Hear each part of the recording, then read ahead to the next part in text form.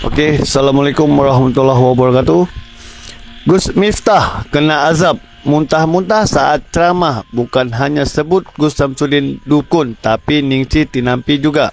Bagi banyak orang, Gus Miftah adalah sosok penceramah yang tidak membosankan dengan aksen yang sering berceramah dengan bahasa Jawa.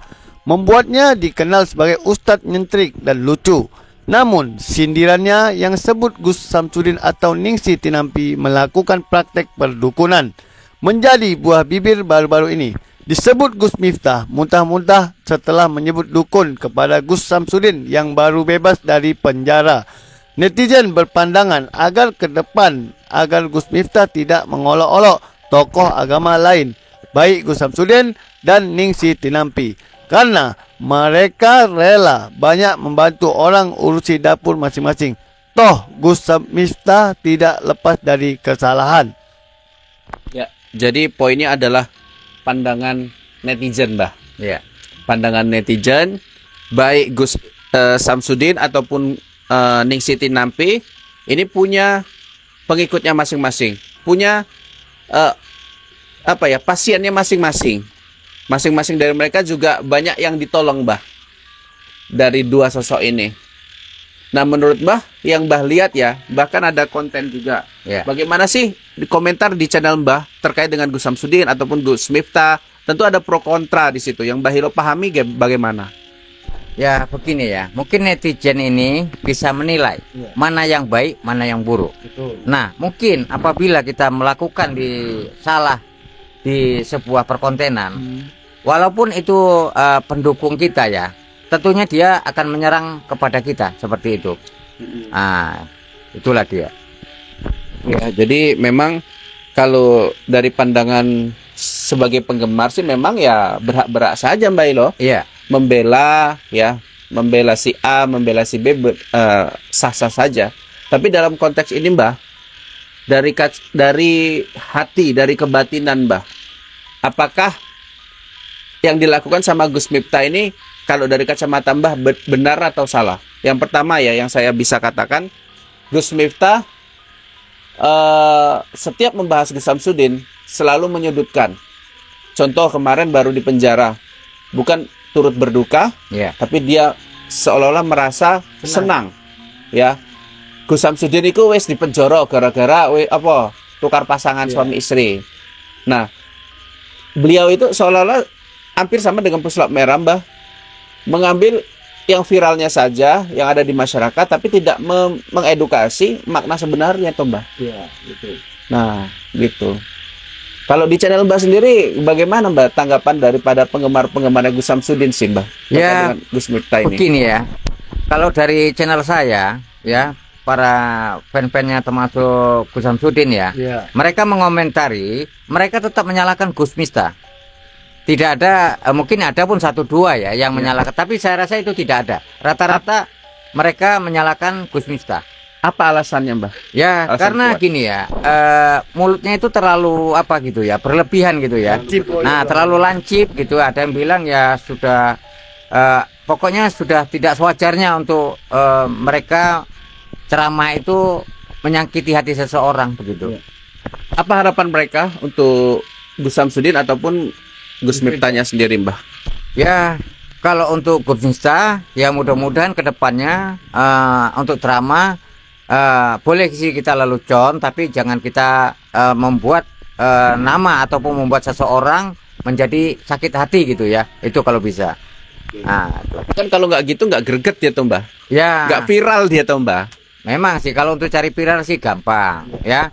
Nah, tapi kita mikirkan ke depan bangsa atau negara ini ataupun anak-anak remaja ini bagaimana mencontoh ya para ulama-ulama ini. Kalau ulama-ulama baik didikannya, mungkin para pendengar-pendengarnya pun ikut menjadi baik seperti itu. Jemaahnya pun jadi bagus ya, Mbak. Iya, seperti itu. Jadi Mbah Hilo, ini kan kemarin sempat viral muntah setelah nyebut Gus Samsudin dukun.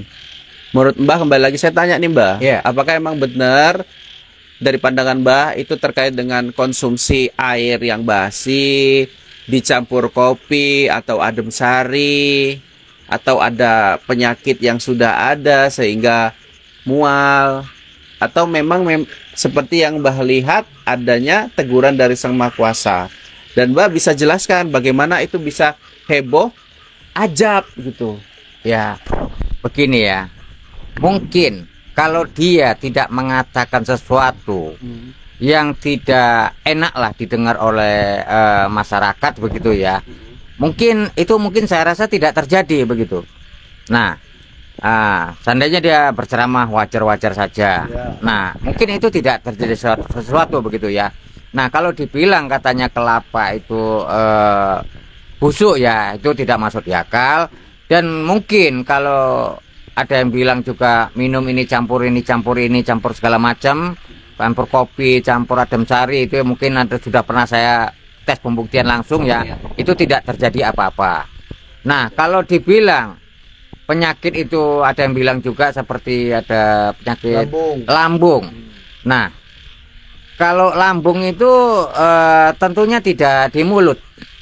Tentu kalau kita memiliki sakit lambung itu biasa perut kita merasakan perih atau kambuh gitu ya. Bukan ada efek dari mulut seperti itu.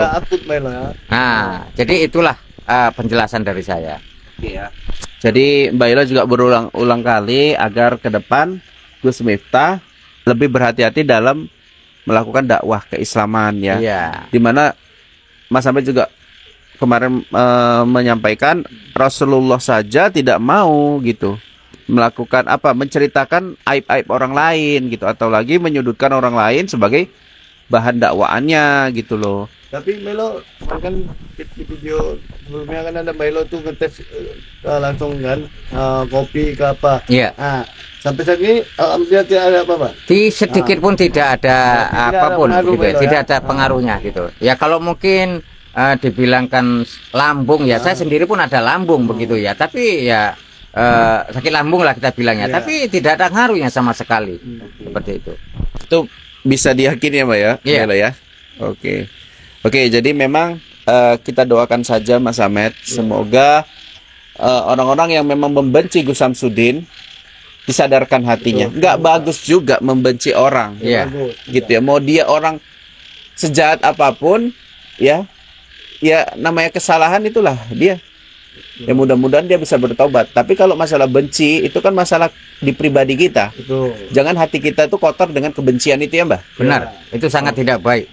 Oke, jadi kalau orang yang sudah lama membenci Gus Samsudin ini apa Mbak yang harus dilakukan supaya nggak membenci Mbak? Ya, yang dilakukan adalah sadar diri.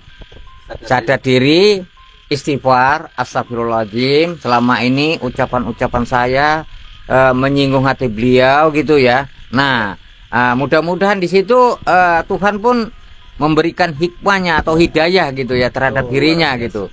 Nah, jadi kita sudah menyadari bahwasanya diri kita ini salah. Ya alhamdulillah ya. Tuhan menjadi ridho, menjadi sayang terhadap hambanya kepada umat yang kita bilang telah tidak tinggi hati lah, kita bilang rendah hati seperti itu. Gak mungkin ya ibaratnya Belo di hati dilihat ibaratnya ya sama malaikat. Kenapa di hatimu ini ada kebencian? Apa untungnya bagimu kebencian, membenci orang kan gitu. Saya kan menilai hatimu katakan gitu ya. Mohon maafnya izin ya Mbak. Nah, kan gitu. Berarti kebencian itu adalah dinilai diri sendiri ya Mbak ya. Iya. Sebaiknya ya udah nggak usah ada benci-bencian sama siapapun. Biarkanlah Allah yang melaknat dia kalau ada kesalahan, kalau ada dosa yang berat, gitu ya Mbah? Iya, benar. Oke. Sedikit saya jelaskan karena kita pun tidak pernah dia benci dengan hambanya, walaupun kita banyak membuat maksiat atau apa, dia tidak pernah membenci, dia tetap mau mengampuni. Oke, sampai sini dulu pembahasannya. Wabillahi taufiq wal hidayah. Assalamualaikum warahmatullahi wabarakatuh.